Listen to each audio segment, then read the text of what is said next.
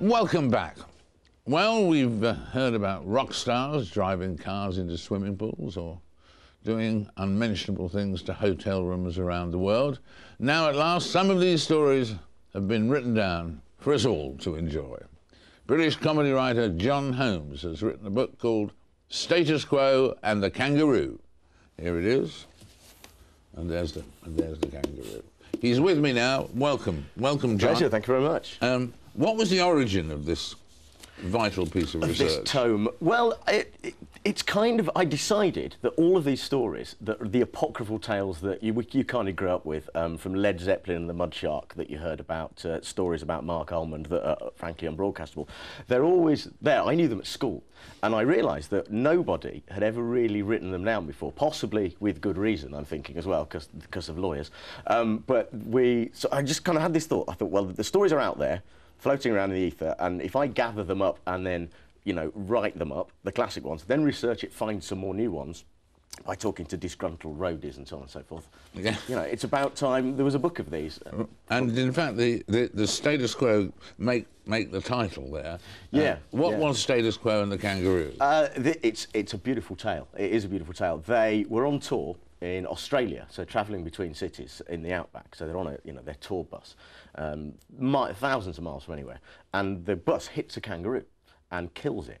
So they stop and get out and go, oh no, we've killed a kangaroo, what on earth are we going to do? And of course, they did what you or I would do and what any self-respecting rock band would do. They picked it up, dressed it in a leather jacket, a bandana and sunglasses to make it look like a member of Status Quo, had their photograph taken with it. As the photograph was taken, it woke up. It was merely stunned, to use a Python-esque quote, and it punched them out of the way and bounded off through the desert, still dressed like Status Quo, and they thought this was the funniest thing they'd ever seen, of course. Got back on the bus, only to realise that the keys to the bus were in the jacket pocket, which had now disappeared over the horizon on the back of a marsupial. So someone told me that story, and I thought, well, it doesn't matter whether it's true or not. It's a brilliant tale, and there's got to be more of these out there. So I kind of went researching and so the message to the reader, or any lawyers who may be reading it as well, is that these stories may be apocryphal. Yeah. You're not saying they're 100% I'm certainly accurate. Not saying that myself. It's for the reader to decide. I think that's how we'll safely do it. So we drop the word allegedly into every single sentence. Every single one. Now, I was fascinated by the Celine Dion story because of the build-up and so on. Yeah. Can you outline that? Of course, yes. She was over in Britain playing Wembley, and the normal thing is with these American diva types, obviously, you know, they're the ones who sort of want white lilies in the dressing room and a red carpet and their own horse whisperer or something. And she had this. She has this thing where she doesn't want anyone to look at her while she's walking from backstage to the stage. So she had that. That was a rule. That's a rule. It's absolutely written down. Miss Dion will not be looked at, which is odd for someone who's about to go on stage in front of 70,000 people, but there you go.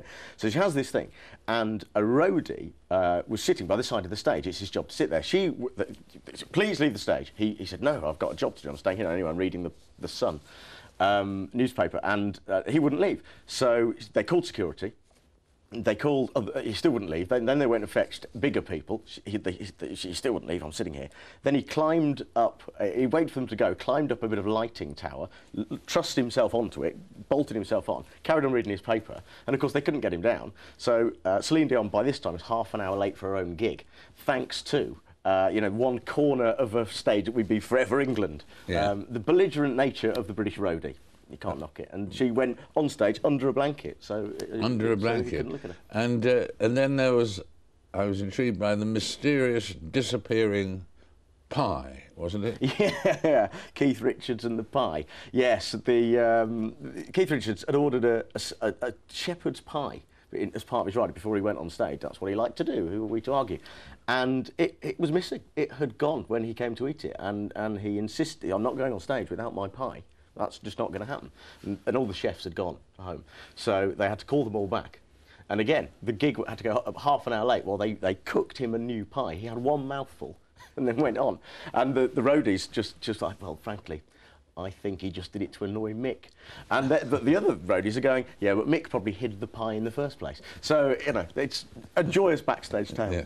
Which was your favourite of the things you unearthed? I kind of like, I think I rather like the Mike Patton, who's the lead singer of Faith No More, who would leave, shall we say, an unmentionable gift in a hotel room hairdryer. He would unscrew the hairdryers in the hotels that he would stay in around the world when they were on tour, and let's say go to the toilet, essentially, in the hairdryer and screw it back up again. And so the next person in the room to use it would just get hair full of boiling hot musician poo. It's not nice, but this is what he did, and yes. he's kind of just well known for that kind of thing. Yeah, absolutely. Sorry to any of you who are actually in the middle of a meal at the moment, but I'm sure you'll get over it. Yes. And will you now expand into other fields? You've been very strict in keeping to rock and roll stars in this, yeah. which sadly means you couldn't include Freddie Starr and the Hamster. Yeah, of course. Yeah, I am thinking, obviously, if the book does well, I will be opening the lid on the Pandora's box that is entertainment, I think, next, and Hollywood, perhaps. Is, yeah. You know, well, we wish you all the best of luck. Thank you very much. Very light-hearted and amusing, and not just allegedly amusing, but actually amusing. But good luck with it anyway. Thanks a lot, John.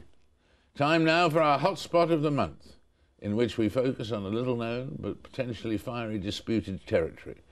Now, often our hotspots are remote islands inhabited by only a few goats, argued over by undemocratic or unstable regimes. But this month's hotspot is different. It's the Olivenza dispute. Olivenza is a fairly prosperous area of 11,000 inhabitants, situated on the border between Portugal and Spain, on the banks of the Guadiana River. In 1170, the region was captured by Portugal and was considered a part of that country thereafter. But in 1801, Napoleon Bonaparte defeated Portugal in the War of the Oranges, and Olivenza was ceded to his Spanish allies. It's been Spanish ever since, but not without incident. In 1999, Portuguese workmen were prevented from repairing an old bridge over the Guadiana River, so they built a new bridge instead. Whereupon the Spanish restarted repair work on the old bridge. So now the people of Olivenza have plenty of bridges, but still no certainty about their nationality. Let's build some more bridges with campaigning journalist John Pilcher after this short break.